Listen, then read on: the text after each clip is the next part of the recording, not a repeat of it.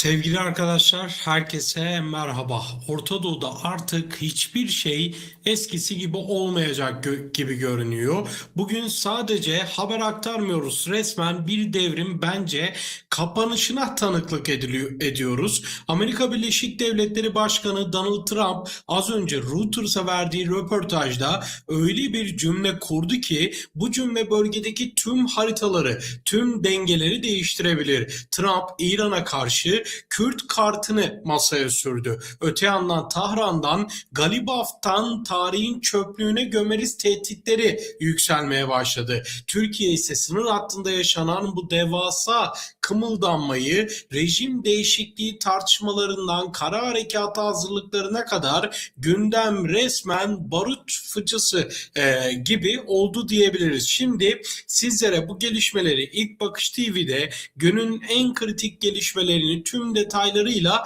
sizlere aktarmaya başlayacağım. Öncelikle tabii ki Trump'ın açıklamasından başlamak istiyorum. Trump gündemin birinci ve en sarsıcı maddelerinden biri aslında Washington'dan geldi. ABD Başkanı Donald Trump Reuters'a telefonla verdiği özel röportajda İran stratejisini resmen ilan etti. Trump, Kürt güçlerinin İran'a karşı olası bir kara saldırısını açıkça desteklediğini duyurdu. Trump'ın ifadesi tam olarak şöyle: eğer bu iddia doğruysa, eğer bunu yapmak isterlerse bence harika olur. ABD olarak Kürtlerin İran'a karşı hareketini destekliyoruz. Bu açıklama bölgede İran'a karşı ikinci, hatta üçüncü cephelerin açılabileceğinin en net kanıtı olarak görülüyor. Trump ayrıca askeri durumla ilgili de iddialı konuştu. İran'ın hava savunma ve erken uyarı sistemlerinin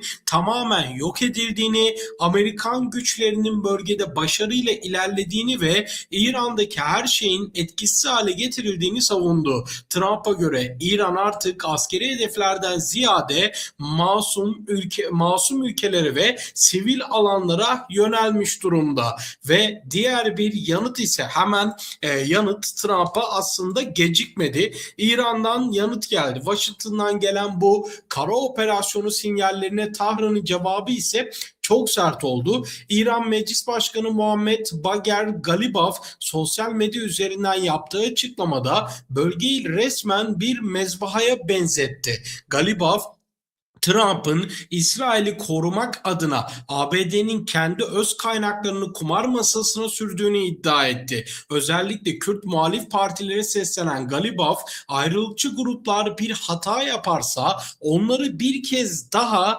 tarihin çöplüğüne atacağız diyerek çok ağır bir tehdit savurdu. Bu arada uluslararası medyada binlerce Kürt sınırı geçti haberleri yayılmıştı, ancak bölgenin nabzını tutan özellikle Rudaf bölge haberleriyle bu haberi yalanladı. Sahada henüz bir kara geçişi doğrulanmasa da Trump'ın olağanüstü olur dediği o hamle için diplomatik savaş en üst perdeden hala devam ediyor. Tabii açıklamalar, karşılıklı restleşmeler devam ediyor. Türkiye'nin bu konudaki tavrı nedir? Türkiye aslında nerede duruyor? Peki Türkiye tüm bu yaşananları nasıl okuyor diyelim ya da.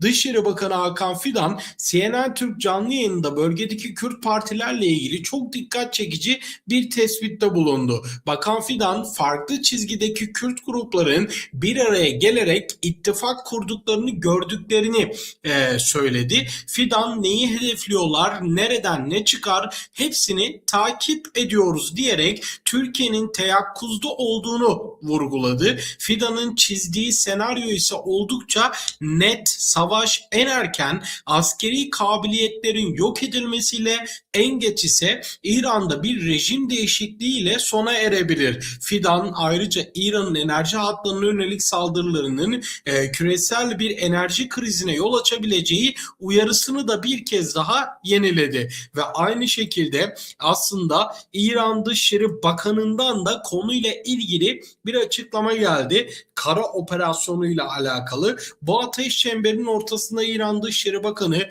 Abbas Erakçi'den de bir meydan okuma geldi. Erakçi Amerikan kara harekatı ihtimalinden korkmadıklarını belirterek onları bekliyoruz, onlarla yüzleşebileceğimize eminiz ve bu onlar için büyük bir felaket olur dedi. Erakçı ayrıca Trump'ın damadı Jared Kushner ile yapılan gizli görüşmelere de değiniyor. Biz görüşürken bize saldırdılar. İyi niyetle masaya oturmayanlarla neden tekrar görüşelim diyerek müzakere kapılarını tamamen kapattı. Tahran şu an hem askeri saldırıya hem de Hamenei sonrası yaşanacak liderlik değişimine tamamıyla odaklanmış durumda ve bence dünya da bu duruma odaklanmış durumda, yeni liderin kim olacağı konusu. Şimdi son olarak Cumhurbaşkanı Recep Tayyip Erdoğan'ın Sayın Cumhurbaşkanı'nın bir açıklaması var, bütün Türkiye'ye seslenerek bir mesaj veriyor. Cumhurbaşkanı Erdoğan bölgedeki türbülanstan Türkiye'nin başarıyla çıkacağını ifade etti. Savaşın getirdiği en büyük yük olan akaryakıt zamlarına karşı da Eşel mobil sisteminin devreye alındığını ifade etti. Artışın %75'inin devlet tarafından karşılanacağını söyleyen Cumhurbaşkanı, vatandaşımızın yükünü paylaşıyoruz dedi. Güvenlik tarafında ise hudut ve hava sahası güvenliğinde en küçük bir ihmale yer verilmediğini, komşuluk hukukunu zedeleyen hatalı tavırlara karşı gerekli ikazların yapıldığını net bir şekilde ifade ediyorum dedi.